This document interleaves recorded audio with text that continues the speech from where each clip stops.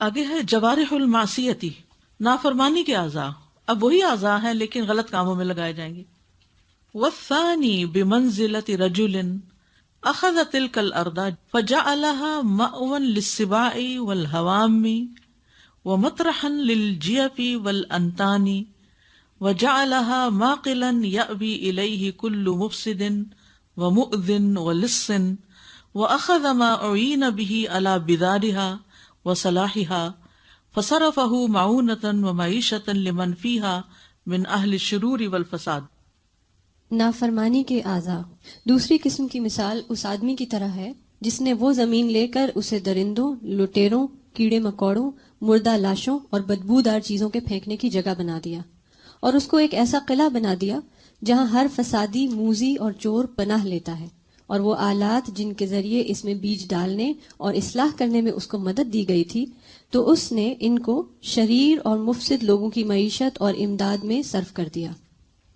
والثانی بمنزلۃ رجل اخذ تلک الارض، دوسرے اس شخص کی طرح ہے جس نے یہ زمین لی، یعنی یہ زرعی زمین لی لیکن اس پر کچھ اگایا نہیں. فجعلها، تو بنا دیا اس کو، مأوى، ٹھکانہ، للسباع، درندوں کے لیے، وما اکل السبع قرآن میں آتا ہے، والهوام، اور کیڑے مکوڑوں کے لیے دعا میں آتا ہے نا، من شر کل ہامۃ وعین اللامۃ. ومطرحا، اور پھینکنے کی جگہ، ڈمپ، للجیف والانتان، مردوں کے لیے. جیفہ کہتے ہیں نا، الدنیا جیفۃ، دنیا ایک مردار کی طرح، وطالبها کلاب. والانتان، اور بدبودار چیزوں کے پھینکنے کی جگہ، جیسے گندگی کا ڈھیر ہوتا ہے. آپ نے دیکھا ہوگا کہ کچھ زمینوں پہ باغ اگا ہوا ہوتا ہے اور کچھ زمینوں پہ کچرے کے ڈھیر لگے ہوئے ہوتے ہیں. وجعلها معقلا يأوي إليه كل مفسد، اور اس کو باڑا بنا دیا یا قلعہ بنا دیا، یأوی الیہ، پناہ لیتا ہے اس کی طرف، کل مفسد، ہر فسادی. اب ہوتا ہی ہے کہ اگر دو چار بھی گندگی کے بیگز کوئی ایک جگہ پہ رکھ دے تو لوگوں کو راہ مل جاتی ہے، پورا محلہ وہاں لا کے اپنے اپنے گاربیج ڈمپ کر دیتا ہے. تو یہاں پر یأوی الیہ کل مفسد، ہر مفسد جو ہے اس کو وہاں جگہ نظر آ جاتی ہے فساد کرنے کی. ومؤذن، اور اذیت دینے والے، وہاں چوہے پھر رہے ہوتے ہیں اور اس طرح کی کتے بلیاں پھر رہے ہوتے ہیں. ولصن، اور چور. وأخذ ما أعين به على بذارها، اور اس نے لیا جس کے ذریعے اس کو مدد دی گئی تھی اس کے بیج ڈالنے پر، یعنی پھیلانے پر. وصلاحها، اور اس کی اصلاح کرنے میں، یعنی وہ آلات جن کے ذریعے اس میں بیج ڈالنے اور اصلاح کرنے میں اس کو مدد دی گئی تھی، جیسے ہل وغیرہ. فصرفہ، تو اس نے ان کو استعمال کیا، معونتاً و معیشتاً، امداد اور معیشت میں، لمن فیہا، جو بھی اس میں ہے، من اہل الشرور والفساد، جو شر اور فساد والے ہیں. یعنی جو آلات تھے اس کے پاس وہ اس نے ایسے چوروں ڈاکوؤں کو دے دیے کہ جو اس سے اور زیادہ فساد کریں. یعنی آلات بھی غلط لوگوں کے ہاتھ میں دے دیے، اور جو بیج وغیرہ تھے ان کو بھی صحیح طرح نہیں بویا، بلکہ اس جگہ کے اندر ایسے کام کیے کہ جس سے درندے، جانور اور طرح طرح کے کیڑے مکوڑے اور تکلیف دینے والی چیزیں وہاں سب جمع ہوگی. دیکھیے جہاں گندگی کا ڈھیر ہوتا ہے وہاں کیا کیا نہیں ہوتا، اس کو امیجن کر لیجیے. گندگی کا ڈھیر بھی زمین کے ایک ٹکڑے پر ہوتا ہے، اور باغ بھی ایک زمین کے حصے پر ہوتا ہے. اب کچھ لوگ اپنی زندگی کو باغ و بہار بنا لیتے ہیں اور کچھ لوگ کوڑے کا ٹرک بنا لیتے ہیں. یہ کب ہوتا ہے؟ جب انسان اپنے اعضاء کو گناہ کے کاموں میں لگا دیتا ہے. اور یاد رکھیے کہ جسم کے تمام اعضاء کا گناہ میں کچھ نہ کچھ حصہ ہوتا ہے. آنکھوں سے انسان نافرمانی کے کام کرتا ہے، حرام چیزیں دیکھتا ہے جو آنکھ کا زنا کہلاتا ہے. کانوں سے گناہ کے کام لیتا ہے، غیبت سنتا ہے، یا ایسی باتیں، ایسی چیزوں میں دلچسپی لیتا ہے جو اس کے لیے سراسر نقصان دہ ہے. اب دیکھیے جب آپ ایسے لوگوں کے پاس بیٹھتے ہیں جن کے خیالات بہت ہی منفی قسم کے ہوتے ہیں، وہ دل جلانے والی باتیں کرتے ہیں، تکلیف دینے والی، نتیجہ کیا ہوتا ہے کہ آپ اتنے بددل اور بیزار ہوتے ہیں کہ جو اچھے اچھے کام آپ نے سوچے ہوتے ہیں وہ بھی چھوڑ کے بیٹھ جاتے ہیں. پھر اسی طرح منہ سے نافرمانی، یعنی جھوٹ، فریب اور غلط باتیں کرنا. جب انسان ایک جھوٹ بولتا ہے تو اس کے منہ سے ایسی بدبو نکلتی ہے کہ جس سے فرشتہ کئی میل دور چلا جاتا ہے. پھر زبان کا غلط استعمال جو ہے، زبان کی تیزی جو ہے، اور دوسروں کی باتیں کاٹنا اور دوسروں کو طنز و تشنیع کرتے رہنا، کسی بھی مجلس میں خاموش بیٹھ کے جائزہ لیجئے کہ لوگ باتیں کیا کرتے ہیں. ایک شخص کچھ بات شروع ہی کرتا ہے، دوسرا اس کو کاٹ دیتا ہے. ایک بات کر رہا ہوتا ہے، دوسرا ڈیفینسو ہو جاتا ہے، نہیں میں تو ایسا نہیں ہوں. یا پھر کوئی اپنا ہی رونا روئے جاتا ہے. یعنی کوئی کام کی بات جسے علم نافع کہیں یا انسان کہے کہ یہاں بیٹھ کے میں کچھ لے کے اٹھا ہوں، وہ نظر نہیں آتا. تو ایسا لگتا نا جیسے آپ نے کوڑے کا ڈھیر اٹھا لیا.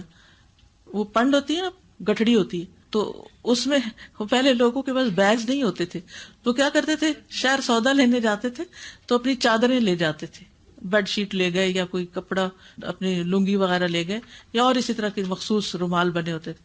تو وہ جو صابن، چاول، جو کچھ لیا خریدا وہ سارا اس میں رکھا اور اس کی گٹھڑی بنائی، سر پہ رکھا اور چل دیے. تو بالکل اسی طرح ہر مجلس میں سے ہم جب اٹھتے ہیں نا تو ایک پنڈ جو ہے نا وہ سر پہ اٹھا کے نکلتے ہیں. سوچیں کیا کیا باتیں اس میں جمع کی ہم نے، جو ہم نے خود کی اس زبان کے ذریعے، یا کسی نے کی اور ہمارے کانوں نے سنی، یا کسی نے ہم سے نہیں کی، آپس میں لڑ جھگڑ رہے ہیں، فضول باتیں کر رہے ہیں اور وہ ہمارے کان میں سما خراشی کر رہی ہیں، زور زور سے کہہ کے لگا رہے ہیں، فضول کی باتیں، وہی باتیں ریپیٹڈلی بار بار وہی کرنا، ہر مجلس میں وہی رونا رونا، یا صرف اپنی ذات کی باتیں، لوگ کیا کر رہے ہیں کیا نہیں ان کی نہیں سننا، وہاں پہ نہیں کیے جانا. یعنی ایک عجیب لگتا ہے کہ جیسے جنگل میں جانور بھی شاید اس طرح حرکتیں نہ کر رہے ہوں، وہ بھی کوئی سوچ سمجھ کے بولی بولتے ہوں گے، جس طرح بعض اوقات ناسمجھ لوگوں کی مجلس میں آپ کو یہ نظر آتا ہے. اور بعض اوقات لوگ پڑھے لکھے بھی ہوتے ہیں لیکن ان کو مجلس کے آداب نہیں پتا ہوتے، یا پھر رہتے کینیڈا میں ہیں اور پالیٹکس پاکستان کی ڈسکس ہو رہی ہوتی اور وہاں کی باتیں لا رہے ہوتے ہیں جو شاید وہاں کے رہنے والوں کو بھی نہیں پتا ہو. سب خبریں فرسٹ ہینڈ خبریں ان کے پاس ہوتی ہیں. 2 گھنٹوں کی مجلس ہو یا 4 کی، کیا مجال کوئی اور ٹاپک ہے، کوئی دین دنیا کی اصلاح کا، یا کسی نیک کام کے کرنے کے لیے کوئی مشورہ مشاورت، یا کسی کی مدد کے لیے، یا کوئی بھی مفید چیز دین کی ہو یا دنیا کی. ٹھیک ہے آپ کو نہیں مزہ آتا دین کی کوئی بات کرنے کا، تو چلو دنیا کی کوئی علم نافع تو ہو. یعنی جو ڈسکشنز ہماری ہوتی ہیں مجلسوں میں، ہمیشہ اپنے لیے کرائیٹیریا رکھے کہ یہ بات جو میں کر رہی ہوں یا کوئی مجھ سے کر رہا ہے اسے کیا علم نافع ہے اس میں، یا محض چوٹے مار رہے ہیں ایک دوسرے کو، دل کے پپولے پوڑ رہے ہیں. تو یہ سارے اعضاء کو نافرمانی میں لگانا ہے اور یہ سارا گندگی کا ڈھیر اکٹھا کرنا ہے. مجالس ایکسٹینڈ ہو گئی ہیں سوشل میڈیا کے حساب سے، واٹس ایپ گروپس میں ایک کے بعد ایک ایسے کوئی کامنٹس، اگر آپ کسی ایسے گروپ میں آ جائیں تو کوئی ایک ناسمجھی کا جوک پوسٹ ہوتا ہے تو پھر اس کے بعد وہ ایک لامتناہی سلسلہ اس کے اوپر کامنٹس کا شروع ہو جاتا ہے. اور ہماری ساری ذہانت اور ہمارا ذوق اور جیسے ٹیلنٹ اور وہ کہتے ہیں نا کہ حاضر دماغی، وہ ساری ان چیزوں میں لگتی ہے. اور جب کوئی خیر اور فائدے کی بات آتی ہے تو پھر ہمارے پاس بولنے کی کوئی چیز ہی نہیں ہوتی، پھر ہم گمسم بیٹھے ہوتے ہیں. حالانکہ اسی زبان سے کوئی ایک خیر کا جملہ آپ نکالیں اور لوگ اس پر عمل کر لیں، لوگ اس سے موٹیویٹ ہو جائیں، تو وہ جو بھی کریں گے اس کا ثواب بھی آپ کو مل جائے گا. پھر اسی طرح زبان درازی کرنا. ابو عثمان نہدی کہتے ہیں کہ میں عمر رضی اللہ عنہ کے پاس تھا، وہ لوگوں سے خطاب کر رہے تھے. انہوں نے اپنے خطبے میں فرمایا کہ رسول صلی اللہ علیہ وسلم نے فرمایا مجھے اپنی امت پر سب سے زیادہ ڈر اس منافق کا ہے جو زبان آور ہوتا ہے منافق لیکن باتیں کر کے دوسروں کو بس خوش کر دیتا ہے، کرتا کراتا کچھ نہیں، اس کا اپنا عمل اس کے بالکل برخلاف ہوتا ہے. پھر اسی طرح نمازیں ضائع کر دینا، اخلاقی بگاڑ، فحش گوئی، بد کلامی، بخل، بزدلی، حرام کاموں کا ارتکاب، خواہش پرستی، طرح طرح کے کھانوں کا شوق، رنگ برنگے مشروبات، طرح طرح کے کپڑے پہننے کا شوق، گفتگو میں بے احتیاطی، لوگوں پر زیادتی کرنا، کسی کو گالی، کسی پہ تہمت، کسی کا مال کھانا، کسی کے بارے میں لوگوں کے دلوں میں شک پیدا کر دینا، پھر لوگوں کے حق مارنا. تو یہ سارے اپنے اس کھیت میں کباڑیے کی دکان بنا دیتے ہیں جس میں کوئی چیز کام کی نہیں. قیامت کے دن جب یہ نامہ اعمال کھلے گا تو اس میں کیا ملے گا، کیا حاصل ہوگا، نکلے گا تو اس میں سے وہی جو اس میں ڈالا ہوگا. السلام علیکم. اساتذہ، اگر میں آج کے دونوں پیراگرافس کو نماز کے ساتھ ریلیٹ کروں تو جب ہم ان جوارح سے نماز پڑھتے ہیں تو تسبیحات کرتے ہیں، بیج بوتے ہیں، وہ ساری چیزیں میں دیکھ رہی تھی کہ کن کن تسبیحات سے کیا کیا ہمارے لیے خوشخبریاں دی گئی ہیں کہ ہمیں کیا کیا ملے گا. اور اگر دیکھیں کہ جب ہم نماز نہیں پڑھتے تو ایک طرح کا گند جمع کر رہے ہیں، نہ ہمارے اعضاء دھل رہے ہیں نہ ہماری روح دھل رہی ہے. تو ایگزیکٹلی اسی طرح میں سوچ رہی تھی کہ کچھ دنوں کے لیے 2-3 ویکس کے لیے ہم ویکیشن پہ گئے، میں نے اپنے پلانٹ کو پانی نہیں دیا، انڈور پلانٹ تھا، تو جب میں آئی تو بالکل جو جھڑ چکا تھا، اس کی روٹ تک ختم ہو گئی تھی اور وہ گندگی کا ڈھیر بن چکا تھا. تو یہ میرے مائنڈ میں بات آ رہی تھی جو میں شیئر کرنا چاہ رہی تھی. شکریہ. یہ پودوں کی جو انہوں نے بات کی اور آپ نے بھی پہلے کہا ہے، میں ہمیشہ سے مطلب پودے اگانا چاہے باہر یا اندر بہت ضروری ہے، کیونکہ اس سے ہمیں اپنے بچوں کی پرورش کرنے کی بھی ٹپس ملتی ہیں کہ مطلب ویڈز ہیں ادھر ادھر کے جو اثرات ہیں، بہت سارے ٹپس اس سے انسان کو ملتے ہیں. اور میں جب پانی دیتی ہوں تو مطلب میرا ہمیشہ یہ میں امیجن کرتی ہوں کہ اس کی اتنی بڑی شاخیں ہیں تو پانی اتنا میں دوں کہ اس نے جانا ہے ہر جگہ. تو یہ جو ابن قیم نے چیز بتائی ہے پانی دینے والی، یہ مجھے اتنی مطلب اسٹرائک کی ہے. بالکل. جوارح البطالہ والثالث بمنزلة رجل أتلها وأهملها وأرسل ذلك الماء ضائعا في القفار والصحاري فقعد مذموما محسورا فهذا مثال أهل الغفلة والذي قبله مثال أهل الخيانة والجناية والأول مثال أهل اليقظة والاستعداد لما خلقوا له. بیکاری کے اعضاء.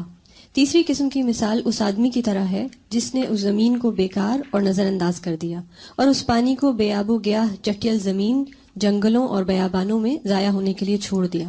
بس وہ ملامت زدہ اور حسرت زدہ ہو کر بیٹھ گیا. تو یہ غافل لوگوں کی مثال ہے، اور جو اس سے پہلے ہے وہ خیانت اور مجرمانہ کارروائی کرنے والے لوگوں کی مثال ہے. اور پہلی قسم بیدار اور مستعد لوگوں کی مثال ہے جس کے لیے ان کو پیدا کیا گیا ہے.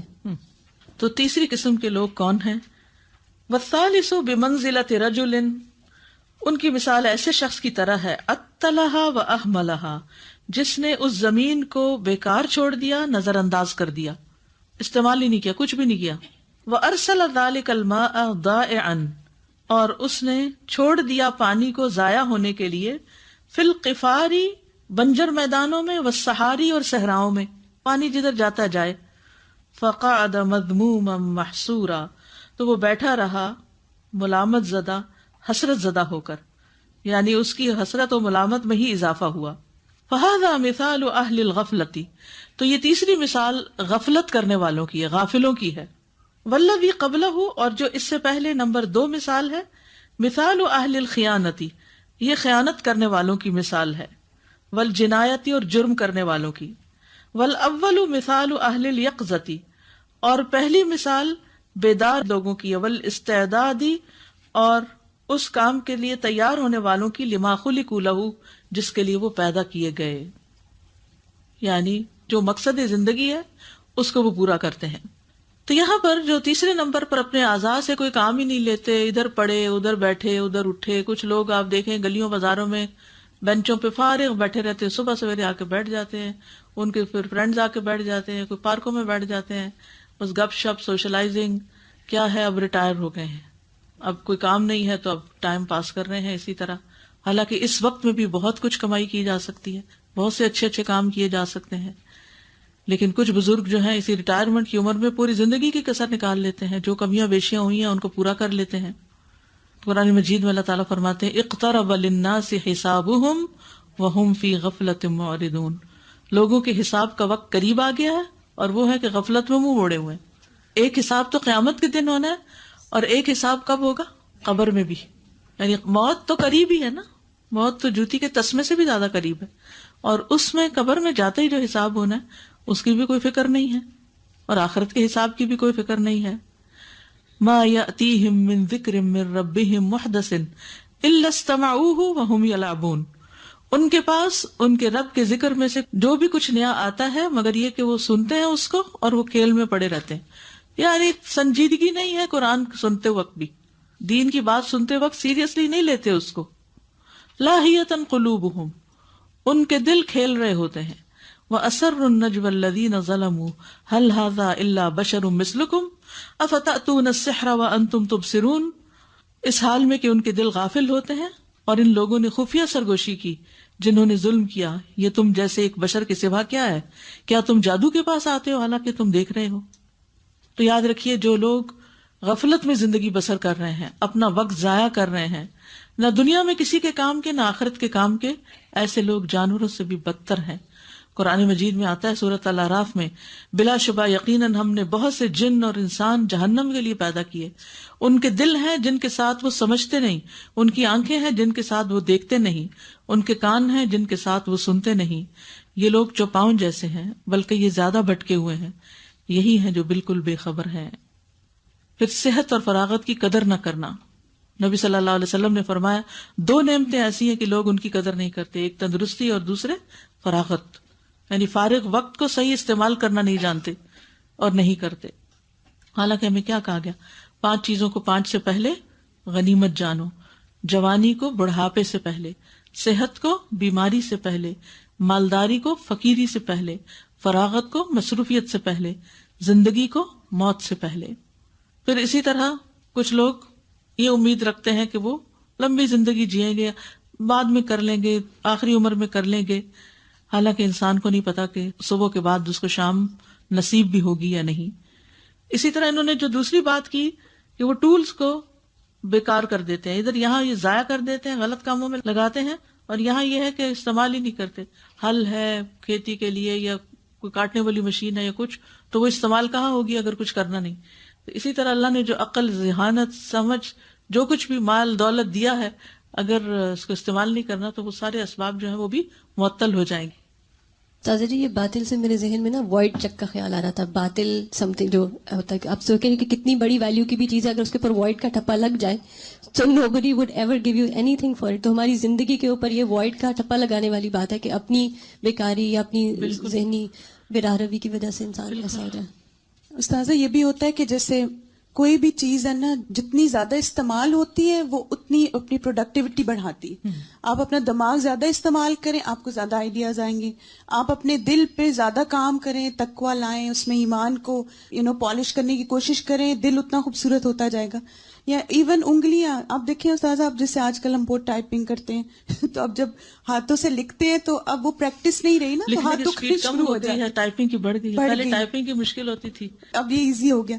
تو وہی بات ہے کہ جب انسان اپنے اعضاء کو استعمال کرتا ہے تو ان کی پروڈکٹیوٹی بڑھاتا ہے۔ استاذہ میرے ذہن میں کوسچن آ رہا تھا کہ جوانی جو ہوتی ہے اس کا تعلق ایج سے ہوتا ہے، لائک ہم کیا کہہ سکتے ہیں کہ یہ ایج ہے تو میں جوان ہوں، یا تو سم ایکسٹینٹ ایج سے ہوتا ہے کیونکہ انسان کی انرجی لیول زیادہ ہوتا ہے، لیکن کچھ لوگ ایسے بھی ہوتے ہیں جن کا بڑھاپے تک بھی انرجی لیول، اور خصوصاً اچھے اچھے کاموں کے لیے ان کی انرجی جو ہے وہ ختم نہیں ہوتی، جن میں پہلے بھی میں نے مثال دی تھی علامہ البانی کی، جو یہ دعا پڑھا کرتے تھے، اللہم متعنی بسمعی وبصری واجعلہم الوارث منی۔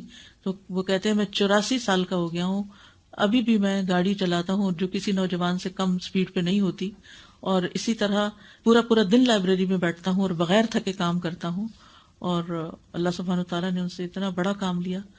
تو بات یہ ہے کہ جو لوگ جوانی میں اپنے آپ کو استعمال کرتے ہیں، اپنی ساری صلاحیتوں کو، تو وہ ان کے سارا جسم اور دماغ اور روٹین ایسی بن جاتی ہے کہ اس کو لانگر پیریڈ تک سٹریچ کر لیتے ہیں، الا یہ کہ کوئی ایسی بیماری لگ جائے کہ جس میں وہ ہلنے جلنے کے قابل نہ ہو۔ ویسے تو آپ دیکھیں کہ کچھ لوگ ایسے ہوتے ہیں کہ جن کے پاس منیمم صلاحیتیں ہوتی ہیں لیکن میکسیمم کام کر لیتے ہیں۔ میں ایک ویڈیو کلپ دیکھ رہی تھی جس میں ایک بچے کو دکھایا گیا کہ جس کو ایسی بیماری لگی کہ اس کا سارا جسم معطل ہو گیا، صرف ایک انگلی کام کرتی تھی۔ تو اس نے 3 کتابیں لکھی جو بیسٹ سیلرز تھیں، اور ایک کتاب کو ٹائپ کرنے میں نہ وہ بول سکتا تھا، نہ وہ پراپر ٹائپنگ کر سکتا تھا، الٹا لیٹ کے بس ایسے ٹیڑھا سا ہو کے ایک ہی انگلی سے وہ ساری کی بورڈ سے اپنی کتاب ٹائپ کرتا تھا، اور اس طرح پورا 1 سال لگتا تھا اس کو ایک کتاب ٹائپ کرنے میں، لیکن اس نے اس حال میں بھی بہت کام کیا۔ تو اس کو دکھایا بھی گیا اور اس کی کتابوں کے نام بھی تھے اور کس طرح بیسٹ سیلرز ہیں اس کی کتابیں، پرسنل گروتھ کے اوپر اس نے کتابیں لکھی۔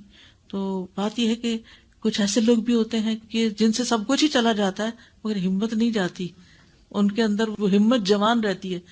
ہم سے اتنی سی چیز، وہ 99 اور 100 ایک کی بات جو میں نے پیچھے کی تھی کہ 1 درہم چلا جائے تو ہماری ہمت ہی بیٹھ جاتی ہے، سب کچھ ٹھیک ہے، ایک چھوٹی سی آنکھ میں کان میں درد ہو گئی تو بیٹھ جائیں گے جب کچھ بھی نہیں کرنے کے قابل۔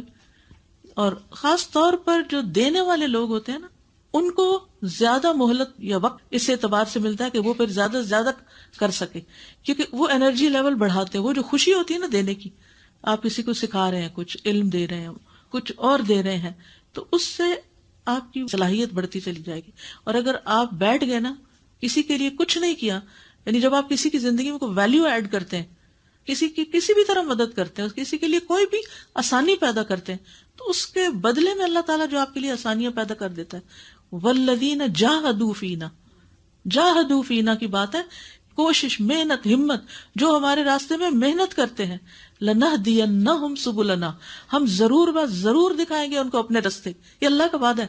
اور اگر کوئی شخص آرام طلبی ہے, کوئی محنت اس نے کرنی نہیں, کوئی کوشش نہیں کرنی, کوئی تھکانا ہی نہیں اپنے آپ کو, بیکار معطل کر کے رکھ دینا ہے, تو پھر سبل کہاں سے نظر آئیں گے؟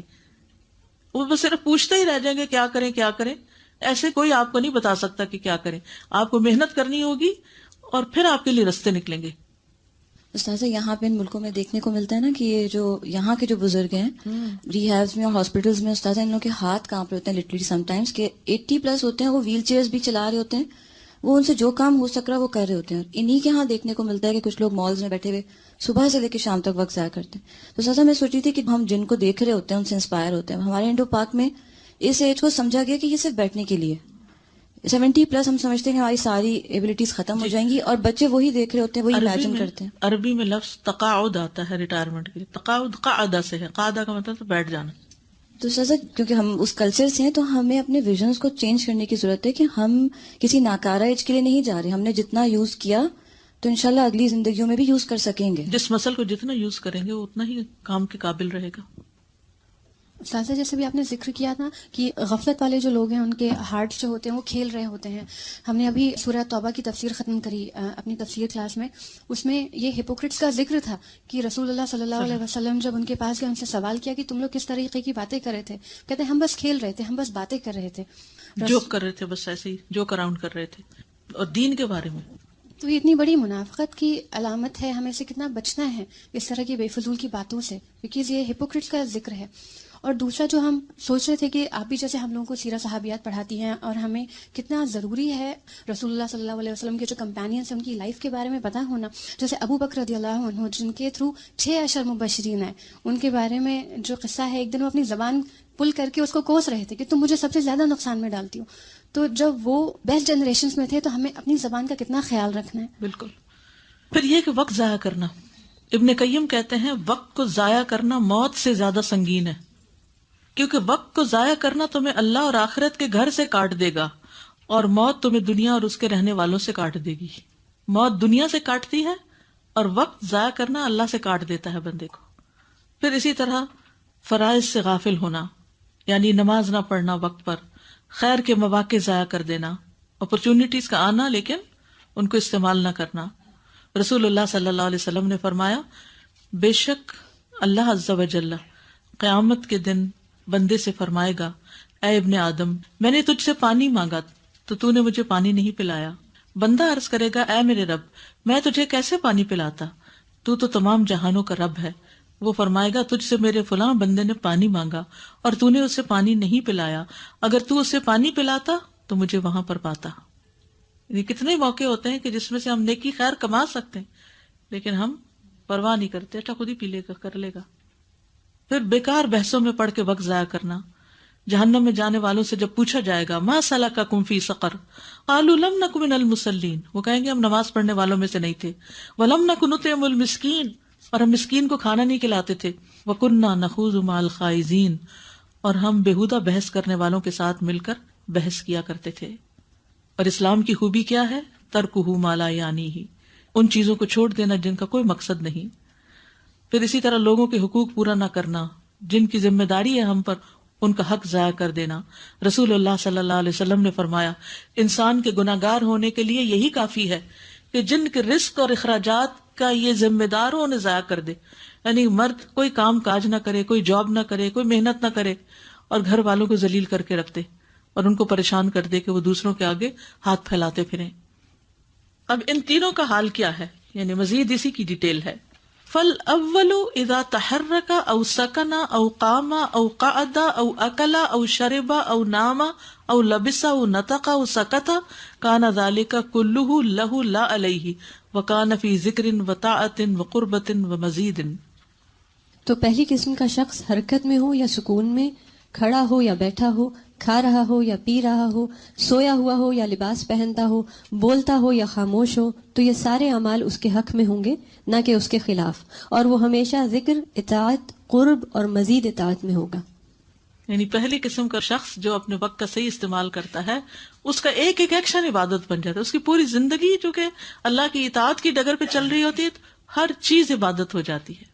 فالاول، تو پہلا شخص، اذا تحرک، جب حرکت بھی کرتا ہے، او سکن، یا چپ ہو کے بھی بیٹھا ہوتا ہے، او قاما، یا کھڑا ہوتا ہے، او قعدا، یا بیٹھتا ہے، او اکلا، یا کھاتا ہے، او شربا، یا پیتا ہے، او ناما، یا سوتا ہے، او لبسا، یا لباس پہنتا ہے، ان سارے مواقع پہ وہ ذکر کر رہا ہوتا ہے نا۔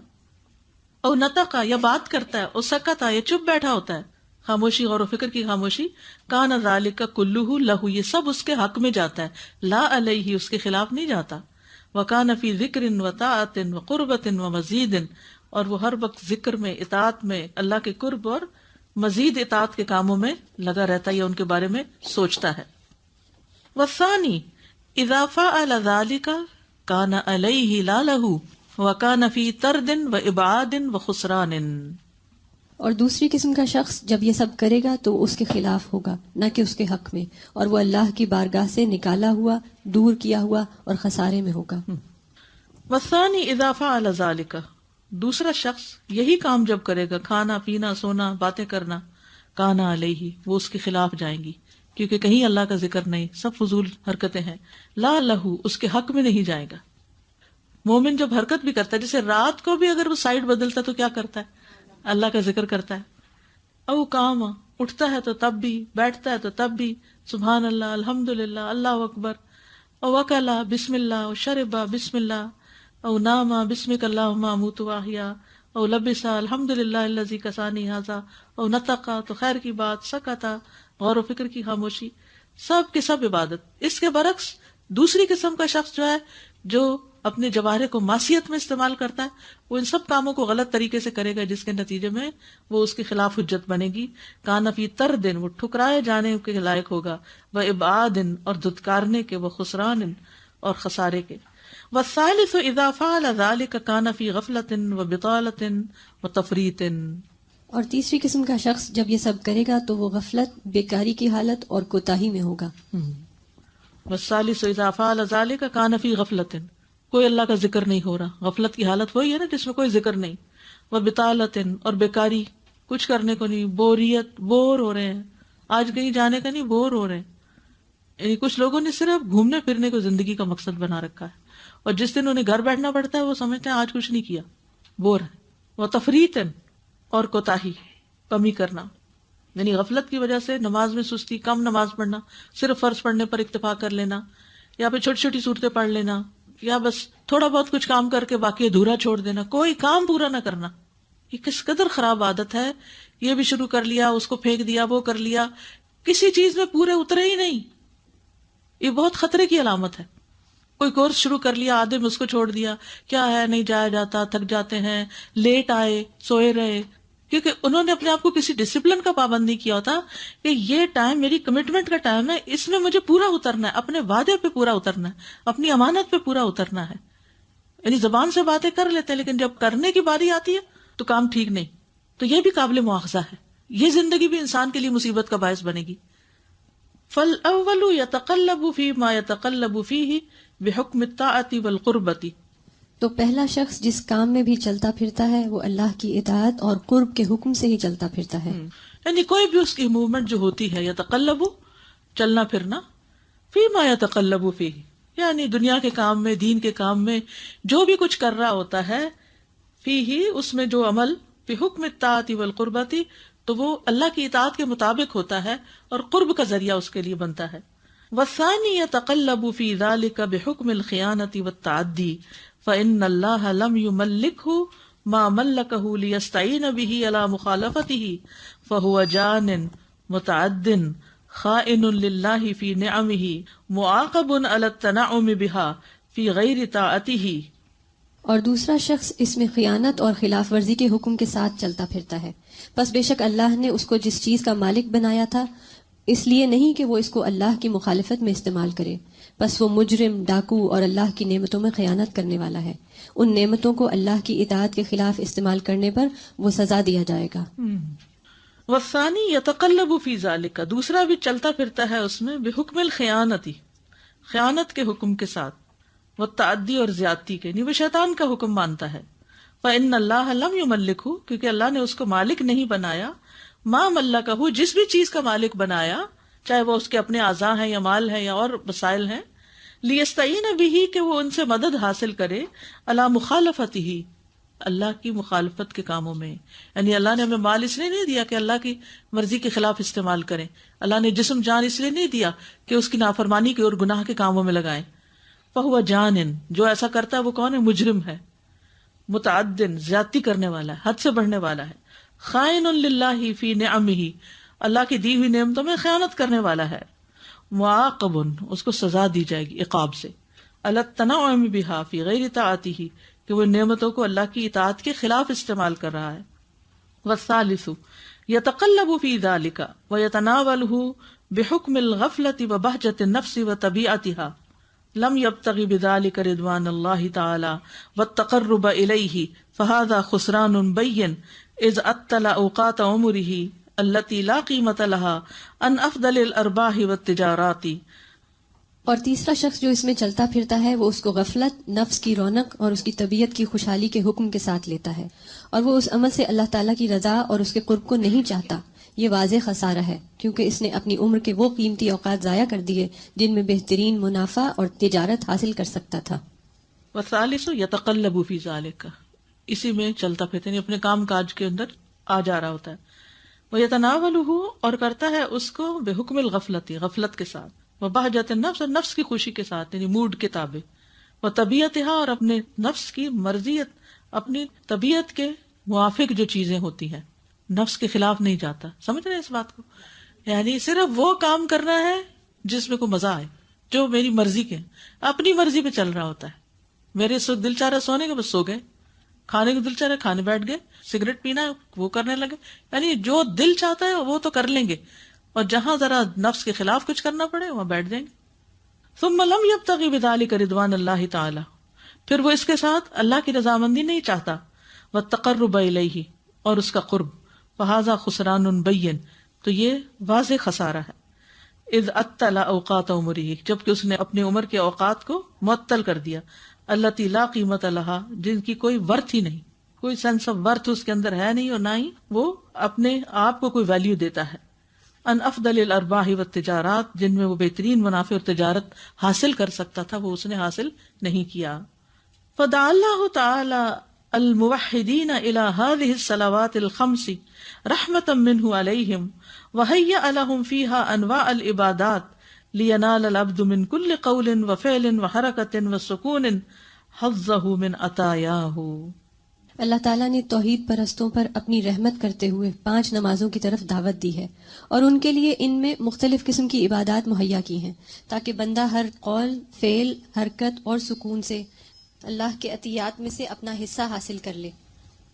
فدعا اللہ تعالی، تو دعوت دی ہے اللہ تعالیٰ نے، الموحدین، توحید پرستوں کو، الی ہذہ الصلوات الخمس، ان 5 نمازوں کی طرف، رحمتا منہ علیہم، اس کی طرف سے بطور رحمت ان پر، وہیأ لہم، اور ان کے لیے مہیا کی ہیں، فیہا، ان میں، انواع العبادات، مختلف طرح کی عبادات، یعنی ان نمازوں کے اندر مختلف اور عبادات بھی ہیں، جیسے ذکر اذکار بھی ہیں، حرکت وغیرہ.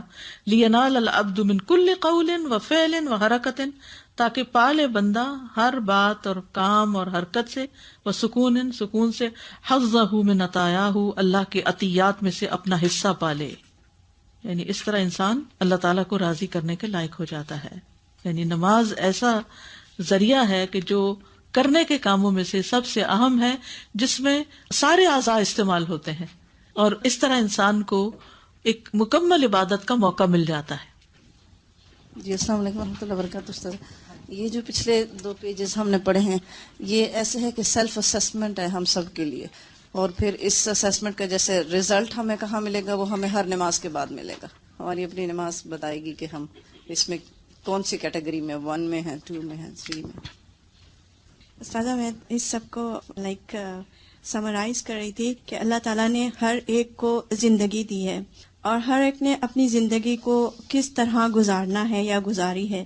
تو جو پہلا والا ہے وہ تو بہترین اس زندگی کو گزار کے اور اپنا حصہ لے جاتا ہے، اور دوسرا والا نہ صرف یہ کہ اس میں سے بہترین حصہ نہیں لیتا بلکہ اور جو بہتر کرنے والا ہے اس کو بھی کاٹتا رہتا ہے اور اس کو بھی تکلیف دے کے اس کا بھی حصہ کاٹ دیتا ہے. اور تیسرا والا اتنا بیکار ہے کہ جس کو آپ کہہ لیجئے کہ ہیز نتھنگ ٹو ڈو اور کچھ لیتا بھی نہیں.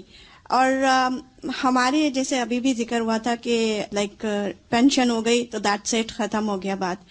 لیکن ایک اور مجھے کالم یاد آ رہا تھا، آپ نے کسی جگہ شیئر کیا تھا کہ کس طرح ایک شخص پینشن کے بعد یا اپنی عمر گزار کے دیکھتا ہے کہ میں بیکار کیوں بیٹھا ہوں، اور پھر وہ جو اس نے اپنے بچوں میں سب ڈیوائڈ کر دیا ہوتا ہے اس کے بعد بھی جو اس کے پاس ہوتا ہے اس کو پھر دوبارہ فیکٹری میں لگاتا ہے، اور اس جگہ پہ وہ فیکٹری لگاتا ہے خوب اچھی طرح سوچ بچار کر کے کہ جہاں پہ لوگ ایسے بیکار تھے کہ جو کچھ کام نہیں کر پاتے تھے یا کہیں دوسری جگہ جا نہیں سکتے تھے، تو اس جگہ وہ فیکٹری لگاتا ہے اور ان سب لوگوں کو استعمال کرتا ہے اور ان سے بھی اچھے کام لے لیتا ہے. تو ہمیں نہ صرف یہ کہ خود اچھی زندگی گزارنا ہے بلکہ دوسروں کو بھی اس میں انوالو کرنا ہے کہ کس طرح ان سے بھی بہترین کام لیا اور جا سکے. جتنوں کو کام لگائیں گے اتنا ہی ملٹی پلائی اپنا کر جائے گا جی. ہماری زندگی. یعنی اپنی زندگی تو ایک ہے نا، 2 ہاتھ کام کرنے والے، 10 اور کو کام میں لگائیں گے تو ان کا اجر بھی مل جائے گا. استاذہ یہ تینوں قسم کے لوگ ہیں نا، تو مجھے ایسے ایک فیلنگ آ رہی تھی کہ جو انسان اللہ کی اطاعت کرتے ہیں تو کام کول کتنی آسان اس کی زندگی ہے نا، اور باقی 2 جو ایسے لگ رہے تھے کہ ایک کیوس ہے ان کی لائف میں، مطلب پریشانی ہے اور بھاگ دوڑ اور کچھ سمجھ بھی نہیں آ رہا. اور ایک رائٹر تھے تو انہوں نے کہا کہ میں کہیں لیکچر دے رہا تھا تو میں نے سارے جو میرے آڈینس تھے ان کو میں نے ایک انڈیکس کارڈ دیا اور میں نے ان سے کہا کہ right the purpose of your life, اور میں نے ان کو 5 منٹس دیے، اور کہتے ہیں کہ اس وقت آلموسٹ 70% آڈینس تھے ان کے وہ انڈیکس کارڈ بلینک تھے، اور صرف 30% لوگ ایسے تھے جن کو پتا تھا کہ ہماری زندگی کا مقصد کیا اور ہم چاہتے کیا. تو جتنا زیادہ ہم اپنی زندگی کے مقصد کے بارے میں کلیئر ہے نا، اتنی ہماری زندگی پروڈکٹیو ہوتی. استاذہ میں اس کو پیچھے والے وہی دسترخوان کا جو لفظ ہے اس سے ریلیٹ کر رہی تھی کہ جہاں جیسے کہا جائے نا کہ بیج اچھا ہے تو پھل بھی اچھا ہے، تو جس کا پھل اچھا اس کا دسترخوان خوبصورت سجے گا اچھے کھانوں سے.